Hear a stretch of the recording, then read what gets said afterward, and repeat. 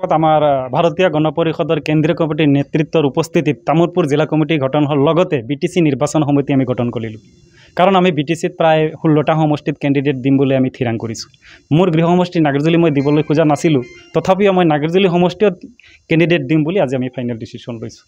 সমষ্টি মদৈবাৰী সমষ্টি, ধনচিৰি সমষ্টি, শুক্লাই চাপৰাং, ননাই চাপৰাং আদি কৰি আমি প্ৰায় 16টা সমষ্টিত কেণ্ডিডেট দিম বুলি আজি আমি থিৰাং কৰিছোঁ।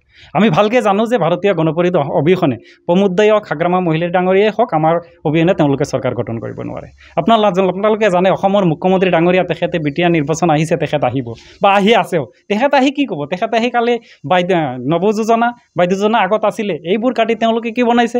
তেওঁলোকে বনাইছে অৰুণোদয় আঁচনি বনাইছে, লাখপতি বাইদেউ বনাইছে। তেওঁলোকে অৰুণোদয় আঁচনিৰ কথা কয়, লাখপতি বাইদেউৰ কথা কয়। হয়তো 10 কৰোৰ টকাৰ 1000 কৰোৰ টকাৰ ক'ৰবাত বাজেট দি দিব, বননদীৰ বান্ধ দি দিব, এওঁলোকৰ কথা কালি বাজেট। সেইকাৰণে মই ভাবোঁ যে অসমৰ মুখ্যমন্ত্ৰী হৈছে হেমন্ত বিশ্ব শৰ্মা আঁচনিৰ মুখ্যমন্ত্ৰী। তেখেতে আঁচনিৰ কথা কৈ থাকিব, কিন্তু আমাৰ সমস্যা এইটো নহয়। আমাৰ সবচে ডাঙৰ সমস্যা হৈছে মাটিৰ সমস্যা। আমাৰ সমস্যা হৈছে ডিপুটাৰ সমস্যা। আজি অসমৰ মুখ্যমন্ত্ৰী ডাঙৰীয়া বিটিআৰত নিৰ্বাচনত আহি তেখেতে ক'ব যে আমি বাল্টি নদীৰ দলং বনালোঁ, মটঙা নদীৰ দলং বনালোঁ। আমাক যদি উচ্ছেদ ইয়াৰ পৰা কৰে, থাকিব নোৱাৰে, তুমি দলং দি কি কৰিম? দলঙৰ আমাৰ কিহৰ প্ৰয়োজন?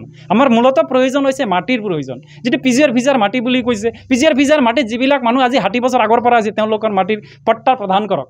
আজি ডিপুটাৰ সমস্যা সমাধান কৰক। 1971 চনৰ 25 মাৰ্চত কি কয়, মাৰ্চৰ আগত যিবিলাক আহিছে অসমৰ ভূমিপুত্ৰ মানে খিলিঞ্জীয়া হিচাপে ঘোষণা কৰক। 2026 ফেব্ৰুৱাৰী মাহৰ ভিতৰত অসমৰ মুখ্যমন্ত্ৰী ডাঙৰীয়াক মই আবেদন কৰোঁ যে অসমৰ হিন্দু বাঙালী হওক, ইছলাম ধৰ্মীয় বাঙালী হওক, 1971 চনৰ আগত যিবিলাক আহিছে অসমৰ ভূমিপুত্ৰ হিচাপে ঘোষণা কৰক। আৰু এইবাৰ যদি তেওঁ কোনো ডিচিশ্যন নলয়, অহা 26ত অসমৰ মুখ্যমন্ত্ৰী থাকিব নাথাকিব নাজানো, কিন্তু ভাৰতীয় গণপৰিষদে শক্তিশালী ৰূপ লগাই তেওঁক জবাব দিব চাওক যে ভাৰতীয় গণপৰিষদ কেনেকুৱা। ভাৰতীয় গণপৰিষদ ভাৰতবৰ্ষৰ সকলো জনগোষ্ঠীৰ দল। অসমৰ লগত যিমান জনগোষ্ঠী আছে সকলো জনগোষ্ঠীৰ লগত মিলি এটা ভাৰতীয় গণপৰিষদ দল বনাইছে। ভাৰতীয় গণপৰিষদ অকল বঙালীৰ দল নহয়, প্ৰত্যেকটো সকলো জনগোষ্ঠীৰ দল।